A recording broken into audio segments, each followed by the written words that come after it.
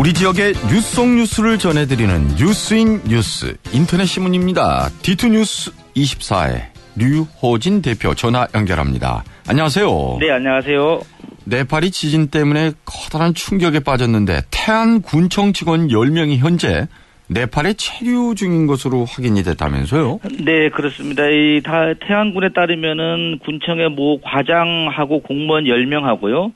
또 민간인 7명에서 17명이 지난 24일부터 이 네팔 랑탕 지역에서 트레킹을 지금 하고 있다고 합니다. 이 등산모 동호인 모임 회원인 걸로 지금 알려지고 있는데 2년 전에도 뭐 네팔로 트레킹을 다녀왔다고 하고요. 다만 이제 이들이 방문 지역이 다행히 지진이 발생한 카트만두하고는 멀리 떨어져 있어서 안전에는 문제가 없다 이렇게 지금 알려온 것으로 확인이 되고 있습니다. 일정은 이제 원래 4일까지인데요. 좀 앞당겨서 1일 귀국할 예정이라고 합니다. 충남에 또다시 구제역 비상이 걸렸죠? 네, 그렇습니다. 한동안 잠잠하던 구제역이 또 발생하면서 이 방역당국과 축산농가를 좀 긴장하고 있는데요. 이 홍성의 한 양돈 농가에서 지난 28일 날 간이검사 결과 양성이 나왔고요. 정밀 검사 결과는 오늘 중에 나올 예정이라고 합니다. 그리고 천안의 한 한우 농가에서 3차례 걸쳐갖고 정밀 검사를 지금 진행 중인데요. 목천읍에 있는 한 농가에서 소 한 마리가 침을 흘리고 유두 피부가 벗겨진다는 구제역 의심 신고가 들어왔고요. 오늘 중에 정밀 검사가 나올 예정이라고 합니다. 예. 한동안 발생을 하지 않아서 한시름 덜었다라는 말들이 나왔었는데 또 이런 일이 있네요. 네, 그렇습니다. 지금 농가나 이 당국이 당혹감을 감추지 못하는 것이 지금 말씀하신 대로 이 잠잠하다 보니까 이제 구제역을 곧 종식되겠거니 했는데 이번에 다시 발생하면서 또 상당 기간 기다려야 한다는 점 때문에 당혹스러워하고 있습니다. 지난해 12월 이 충북 진천에서 시작된 구제역이 지난 6일 날 홍성에서 마지막으로 확진 판정을 받은 뒤에 추가 발생이 없었고요. 그래서 이제 공주와 천안, 당진은 지금 이동 제한 조치까지 해제가 된 상태입니다. 특히 충남에서는 2011년 이후에 이 소구제역이 발생하지 않았는데요. 때문에 이번에 의심 신고가 들어온 이 한우 농가에서 확진이 되면은 4년 만에 소구제역이 또 발생하는 셈이 되겠습니다. 예. 어제 홍성 광천읍 송아지 경매시장이 개장됐다는데 여기도 걱정이 이만저만이 아니겠네요. 네, 그렇습니다. 개장하자마자 지금 다시 이런 뉴스가 나오다 보니까 지금 다시 뭐 문을 닫아야 될 형편이 아닌가 싶은데요. 어허. 이 광천 송아지 경매장 시장 같은 경우는 충남 도내에서 이 최대 송아지 경매 시장인데요. 지난 2월 6일 그 은하면에서 한 농장에서 구제역이 발생하면서 이 석 달 가까이 지금 폐장을 했는데 그래서 가까스로 엊그제 문을 열었는데 다시 지금 이런 상황이 겪다 보니까 당황스러워하는 것 같습니다. 예. 사해면 사건 사고 가운데 하나입니다. 늦은 밤 야산에서 도박판을 벌이던 주부 등 45명이 무더기로 검거가 됐죠. 네, 그렇습니다. 이 산 중턱에 천막을 치고 이 도박판을 벌인 일당이 경찰에 붙잡혔는데, 충남지방경찰청 광역수사대는 어제 야산에 이 도박장을 연 혐의로 박모 씨 등 3명을 구속했고요. 또 도박장 운영에 가담한 이 폭력조지원 남모 씨 등 3명하고 도박에 참가한 주부들, 대부분이 주부들인데 39명도 불구속 입건했다 이렇게 밝혔습니다. 총책인 박 씨 등은 지난해 4월부터 최근까지 늦은 밤 아산과 예산 등에 있는 야산에다가 도박장을 열어놓고 속칭 이 도리직구 땡 도박을 한 혐의를 받고 있는데요. 해당 도박판에서 오간 판돈이 한 5천만 원 정도 되는 것으로 파악이 돼서 대략 전체 금액은 수억대에 달하는 것으로 경찰은 보고 있습니다. 도박장 운영이 아주 조직적이었다면서요? 네, 그렇습니다. 우선 인적이 드문 산속에다가 천막을 치고 이 전국 각 지역에서 도박꾼들을 이제 승합차로 실어 날랐는데요. 도박장을 관리하는 사람을 뭐 창고장, 또 패를 돌리는 사람을 딜러, 망을 보는 사람을 문빵 이렇게 표현한다고 합니다. 근데 이렇게 아주 역할을 조직적으로 나눠서 운영을 했고 특히 이제 아산과 예산 지역에서 활동하는 조직폭력원 이 3명도 이 가담을 한 것으로 지금 해서 뭐 운영 자금을 대준 것으로 드러나고 있습니다. 예. 도박을 한 사람들이 그런데 정말 대부분 주부들이었습니까? 네, 그렇습니다. 지금 도박 참가자들은 이 새로운 참가자를 데려오면은 5만 원 내서 10만 원을 준다. 이제 이런 말을 듣고 서로가 이제 아는 사람을 끌어들인 것으로 알려지고 있습니다. 이러다 보니까는 지금 수천만 원을 잃고 이혼 소송을 밟는다든지 어떻게 보면 집안이 풍비박산 난 사람들도 상당히 많은 것으로 집계가 되고 있습니다. 아니, 왜 영화 같은 데 보면 야산, 도박장. 근데 이게 진짜 사실이네요, 이게. 이게 참 끊기가 어려운 것 같습니다. 네. 예. 그리고 스마트폰을 보고 들으면서 걷는 이 보행 습관. 이게 자동차 운전보다 더 위험하다라는 조사 결과가 나왔어요. 네, 그렇습니다. 교통안전공단이 실험을 하나 했는데요. 예.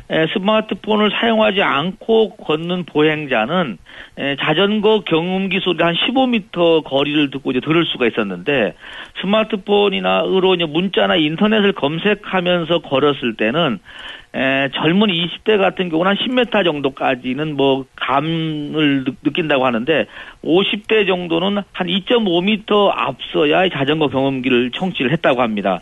특히 이어폰을 귀에다 꽂고 이제 음악을 들으면서 걷는 보행자들 같은 경우는 자전거가 최소한 한 8m까지 근접했을 때 경운기 소리를 들을 수 있었는데요. 이렇게 되다 보니까 자전거를 피하는 시간이 상당히 짧은 거리가 되는데, 이 휴대전화 교통사고를 집계를 봤더니만요, 2009년도에 이 430건에서 2012년도 3년 만에 840건으로 배 가까이가 증가하는 것이 이제 통계가 잘 입증을 하고 있습니다. 예. 그리고 우리나라에서 세계 최초로 필터 없이 초미세먼지를 제거하는 기술이 개발됐네요. 네, 그렇습니다. 이 초미세먼지는 지름이 한 2.5 마이크로미터 미만의 입자인데요. 기도에도 걸리지 않다 보니까 호흡기 질환을 유발하고 또 혈관으로 이게 흡수가 돼서 뇌졸중이나 심장 질환을 일으키는 것을 알려지고 있는데, 주로 이 자동차 배기가스나 화석 연료를 통해서 발생하고요. 또 최근에는 중국발 황사 영향 탓에 실내에서도 이제 초미세먼지가 이제 걱정을 주고 있는데, 이런 가운데 필터 없이 정전기와 물만으로 이것을 제거하는 신기술이 세계 최초로 개발이 됐다고 합니다. 네. 근데 이게 장점이 많다면서요? 네, 그렇습니다. 이것을 이제 개발한 팀이 한국기계연구원의 한방우 박사팀인데요. 탄소 섬유 이 방전극을 이용해서 실내 초미세먼지를 제거할 수 있는 기술을 이제 성공을 했는데, 이 기술은 5 내지 10 마이크로미터급의 이 미세한 이 탄소 섬유 방전극을 활용해서 낮은 전압에서도 방전을 효율적으로 일으키는 것이 특징이라고 합니다. 그런데 이것이 어떻게 보면은 경제성이라든지 친환경적인 면에서도 상당히 지금 이 장점을 가지고 있는 것이, 기존의 이 공기청정기 같은 경우는 하루에 보통 한 12시간 가동할 경우에는 한 6개월마다 필터를 갈아야 되는데, 이 기술은 필터가 필요 없는 구조다 보니까는 반영구적이다, 이렇게 지금 분석이 나오고 있습니다. 요즘 보면 공기정화기는 그렇게 비싸지 않은데 필터가 엄청 비싸더라고요. 그렇습니다. 오히려 그 부수적인 부속이 더 비싸다 보니까는 지속적으로 못 쓰는 경우가 많은 것 같습니다. 그래요. 오늘 다양한 소식들 잘 들었습니다. 네, 감사합니다. D2뉴스 24의 류호진 대표였습니다. 네, 플러스 뉴스입니다. 올해 청소년 통계가 발표가 하나 나왔는데요. 먼저 이 청소년이 어디냐 봤더니만은요, 9살부터 24살까지에 해당하는 인구 여기를 청소년이라고 합니다. 청소년 기본법에 따른 것인데, 초중고 대학까지 포함하면 될 것 같습니다. 이 청소년 통계 가운데 눈길을 끄는 것이 청소년 인구가 1000만 명을 밑돌고 있다고 합니다. 그러니까 이렇게 되다 보니까 전체 인구에서 청소년이 차지하는 비중도 역대 최저치로 떨어졌는데요.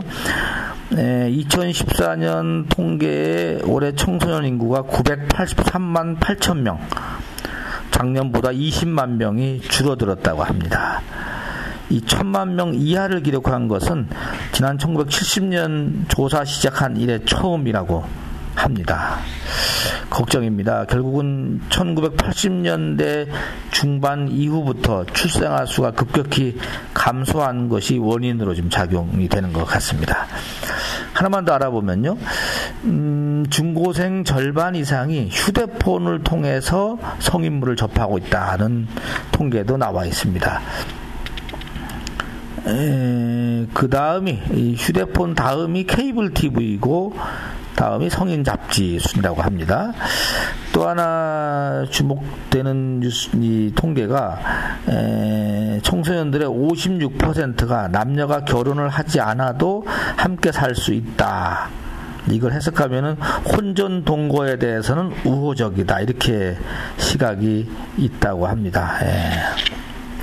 그리고 외국인과 결혼해도 상관없다고 생각하는 비율은 74%에 달하고 있다고 합니다. 대전시의회가 이 지역 의원 간담회를 가지면서 특정 의원을 빼놔서 지금 논란이 되고 있습니다. 내일 대전시가 서울 국회의원회관에서 지역 국회의원들 초청해서 지역 현안과 국비사업 예산 확보를 위해서 이제 간담회를 갖고 이제 설명을 할 예정인데, 이 자리에 이 유성구 당협위원장인 민병주 의원, 비례대표 의원인데요. 제외를 하다 보니까는 새누리당은 물론이고 전관계에서 반발이 지금 사고 있다는 소식입니다. 한 사람이라도 아쉬운데 특히 국비 확보 때문에 할 때는 이걸 정치 논리로 지역 발전을 포기하면 되겠느냐, 이런 쪽 이제 반발이 많고요. 하지만 대전시는 관례대로 지역구 의원을 중심으로 그동안에 해왔다, 이렇게 설명을 하고 있는데 조금은 궁색한 것 같습니다. 이 건설협회 충남도 세종시회의 박혜상 현 회장이 재추대됐다는 소식도 있고요. 대전시 제2기 명예시장 8명이 선정이 됐는데요. 이름을 불러드리면 남용현, 장규태, 민경하, 오호숙, 윤양수, 박대윤, 박육순, 이세영, 이런 8분이 명예시장으로 6개월간 활동을 할 예정이라고 합니다.